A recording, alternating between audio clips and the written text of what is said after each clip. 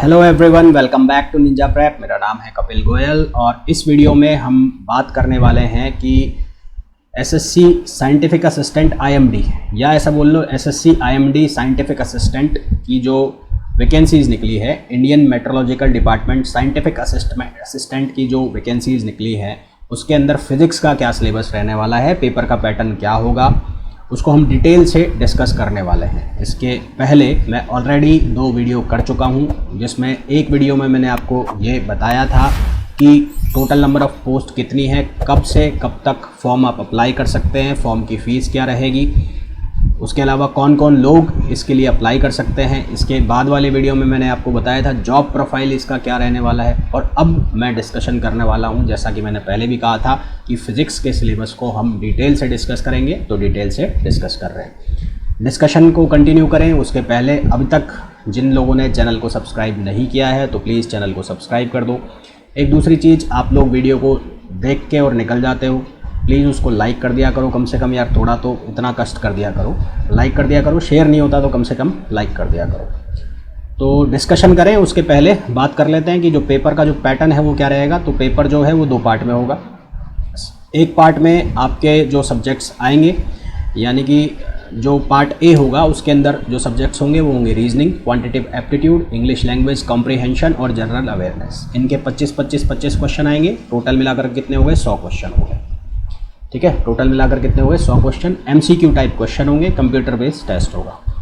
Subject for part 2, तो part 2 की अगर बात करें तो मैंने ये कहा था कि ऐसा कोई कंपल्शन नहीं है कि आपकी इलेक्ट्रॉनिक्स ब्रांच है तो आप फिजिक्स से नहीं दे सकते, या आपकी कंप्यूटर साइंस ब्रांच है तो आप इलेक्ट्रॉनिक्स से नहीं दे सकते। ऐसा कोई कंपल्शन नहीं है, आप जो मर्जी चाहें आप चूज़ करें, उससे पेपर दें। तो फिज़िक्स का सिलेबस में फिज़िक्स वाले के लिए फिज़िक्स, कंप्यूटर साइंस वाले के लिए कंप्यूटर साइंस और इलेक्ट्रॉनिक्स टेलीकम्युनिकेशन वाले के लिए इलेक्ट्रॉनिक्स टेलीकम्युनिकेशन। 100 क्वेश्चन होंगे सब्जेक्ट से रिलेटेड, यानी कि डोमेन के, और मल्टीपल चॉइस क्वेश्चन होंगे।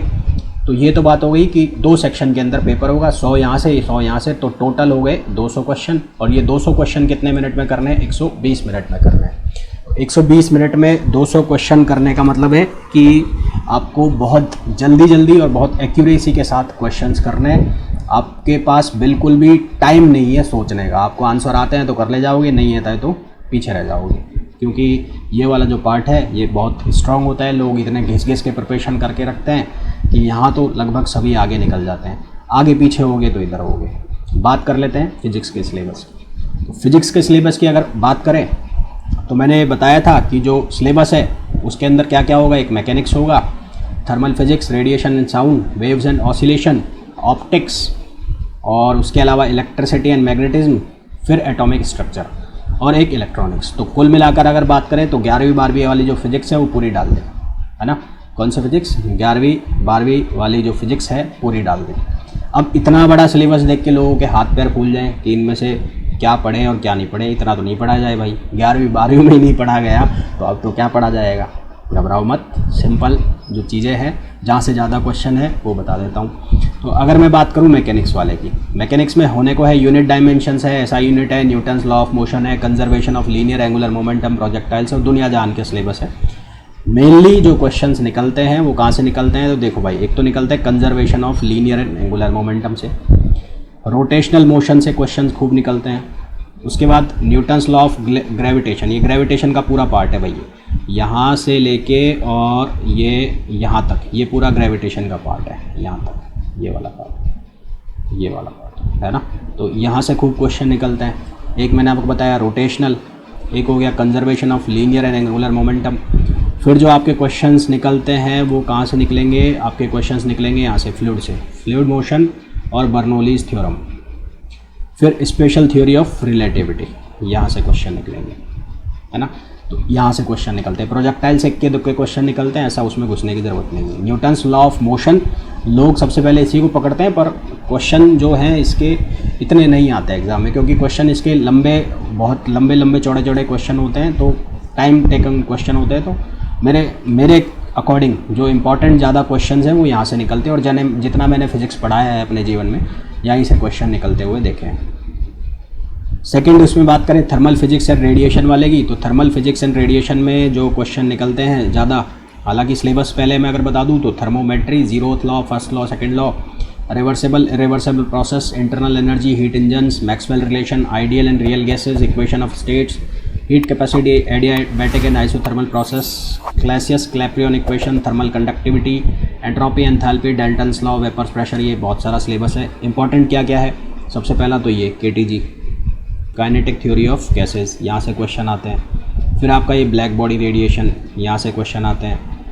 Kirchhoff's law, Stefan's law, Planck's law, यहाँ से क्वेश्चन बनेंगे। उसके बाद आप ये पकड़ लो थर्मल कंडक्टिविटी, एंट्रोपी, एंथैल्पी, यहाँ से क्वेश्चन बनते हैं। आइडियल गैस, रियल गैस, यहाँ से क्वेश्चन बनते हैं। Thermometry, zeroth law, first law, second law, यहाँ से question. Reversible and irreversible, internal energy, heat engine, यहाँ से क्वेश्चन बनते हैं। ठीक है, एडियाबैटिक एंड आइसोथर्मल प्रोसेस। तो ये 4-5 इसमें जो पॉइंट है, यहाँ से इसमें ज़्यादातर क्वेश्चन निकलते हैं thermal, physics, radiation and sound में। वेव्स एंड ऑसिलेशन की बात करें तो इसमें दे रखा है आपको simple harmonic motion, wave motion, superposition principle, damped oscillation, forced oscillation, resonance, simple oscillatory system, vibration of rods, string column. तो यहाँ पर जो क्वेश्चन निकलेंगे, एक निकलेंगे डॉपलर इफेक्ट से, ज़्यादा क्वेश्चन निकलते हैं। String and column, strings and column, vibration of rods, उसके बाद रिप्रोडक्शन ऑफ साउंड। फिर अगर हम बात करें तो सुपरपोजिशन प्रिंसिपल है ना, सुपरपोजिशन सिंपल प्रिंसिपल, और ये एक आपका हो गया ये सिंपल ऑसिलेटरी सिस्टम। यहाँ से क्वेश्चन निकलते हैं। इसके अंदर क्वेश्चन जो होंगे वो ऐसे होंगे जो नीट का एग्ज़ाम किसी ने अगर दिया हो, सुना हो, तो नीट के एग्ज़ाम में जिस तरह के क्वेश्चन होते हैं ना, छोटे छोटे क्वेश्चन फार्मूला बेस्ड, उसी तरह के क्वेश्चन होंगे, उस तरह के क्वेश्चन पूछे जाएंगे। ऑप्टिक्स की बात करें तो ऑप्टिक्स में सब कुछ वही दे रखा है, refraction of light, reflection of light, deflection, ये आपका पोलराइजेशन वगैरह सब कुछ दिया हुआ है। तो यहाँ से अगर क्वेश्चन की बात करें तो सबसे पहले इंटरफेरेंस, यहाँ से क्वेश्चन निकलेंगे। फिर आप बात कर लो पोलराइजेशन ऑफ लाइट, फिर ये Raman effect, lens mirror, combination of lens, उसके बाद एब्रेशन और माइक्रोस्कोप, टेलीस्कोप, यहाँ से एक क्वेश्चन बनता है इसके अंदर, है ना, डिफ्रैक्शन। तो ये 3-4 पॉइंट है ऑप्टिक्स के अंदर। ऑप्टिक्स अपने आप में बहुत बड़ा है, तो ये 4-5 पॉइंट पढ़ लेना, यहाँ से क्वेश्चन निकलता है। फिर बात करें इलेक्ट्रिसिटी एंड मैग्नेटिज्म, ये अपने आप में इंपॉर्टेंट है, इलेक्ट्रिसिटी एंड मैग्नेटिज्म। फिर भी अगर इंपॉर्टेंट क्वेश्चंस कहाँ से निकलते हैं तो ये जो अंडरलाइन कर रहा हूँ, जितने भी अंडरलाइन कर रहा हूँ, electric charge, field, potential, Gauss theorem, फिर डाइलेक्ट्रिक्स, फिर magnetic properties of matter, measurement, dia paramagnetic ferromagnetism, और उसके बाद Ohm's law, galvanometer, Wheatstone bridge application, potentiometer, Faraday's motion, EMI वाला पार्ट है पूरा, और एक LCR सर्किट। ये इंपॉर्टेंट होता है भाई पूरा। ये नीचे वाला चाहे पढ़ो चाहे मत पढ़ो, साइक्लोट्रॉन वगैरह, इसमें मेनली आपको पढ़ना है इलेक्ट्रिसिटी, इलेक्ट्रोस्टैटिक्स, मैग्नेटिज्म, EMI और LCR सर्किट, AC सर्किट्स, ये पढ़ना है, इसमें ध्यान रखना। करंट इलेक्ट्रिसिटी में एटॉमिक स्ट्रक्चर की बात करें तो एटॉमिक स्ट्रक्चर में एक तो रदरफोर्ड, बोर्स, एक्सरे, उसके बाद आपका आ गया अल्फ़ा बीटा गामा एमिशन, उसके बाद आ गया ब्रोगलीज, डी ब्रोगलीज वेव, और रेडियो एक्टिविटी, ये इंपॉर्टेंट है। फ्यूज़न फिजन रिएक्टर्स, ये इंपॉर्टेंट है एटॉमिक स्ट्रक्चर में। इलेक्ट्रॉनिक्स में अगर हम बात करें तो PN डायोड्स, ट्रांजिस्टर्स, उसके बाद ऑसिलेटरी सर्किट्स, और एक ये आपके जो डायोड ट्रायोड, ये वाले पोर्शन जहाँ से ज़्यादा क्वेश्चन निकलते हैं। क्वेश्चन किस तरह के आते हैं फिर बता रहा हूँ। क्वेश्चंस जो आते हैं वो नीट का जो एग्ज़ाम होता है, जो बायोलॉजी वाले बच्चों के लिए होता है, फिजिक्स, मतलब उसमें जिस तरह के फिजिक्स के क्वेश्चन आते हैं, छोटे छोटे क्वेश्चंस आते हैं, थ्योरेटिकल होते हैं, फार्मूला बेस्ड क्वेश्चन होते हैं, मतलब फार्मूला डालो आंसर निकल जाएगा, तो उस तरह के क्वेश्चन आएंगे। थ्योरी बेस्ड क्वेश्चन होंगे, यानी कि कॉन्सेप्ट बेस्ड क्वेश्चन होंगे, तो उस तरह के क्वेश्चंस आप देख लेना। जितने बेहतर तरीके से कर पाओगे उतना ज़्यादा बढ़िया आपके नंबर आ जाएंगे। मतलब ऐसा कोई बहुत टफ पेपर नहीं आता, आप ठीक ठाक पढ़ जाओगे। 11वीं 12वीं की इवन NCERT पढ़ लोगे और उसके रिलेटेड क्वेश्चंस लगाते जाओगे तो भी आप इजीली कर पाओगे, क्रैक कर पाओगे, है ना। तो ये था डिटेल सिलेबस किसका, SSC IMD assistant, scientific assistant की जो पोस्ट है उसके अंदर फिजिक्स का ये डिटेल सिलेबस था। क्या इंपॉर्टेंट है इसके अंदर, क्या आपको पढ़ना चाहिए, वो मैंने आपको बता दिया।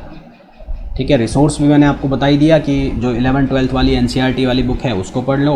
ऑब्जेक्टिव क्वेश्चन कहाँ से लगाने हैं, तो नीट वाली जो बुक्स आती हैं फिजिक्स की, उसको आप as a MCQ book use कर सकते हो उसको सॉल्व करने के लिए, ठीक है। तो होपफुली ये जो वीडियो है आपकी प्रिपरेशन में कहीं ना कहीं हेल्पफुल होगा। और अगर आपको वीडियो का कंटेंट पसंद आ रहा है और आपने अब तक चैनल को सब्सक्राइब नहीं किया है तो प्लीज़ चैनल को सब्सक्राइब कीजिए, वीडियो को लाइक कीजिए और शेयर कीजिए। मिलते हैं नेक्स्ट वीडियो में। Till then, thank you, bye bye.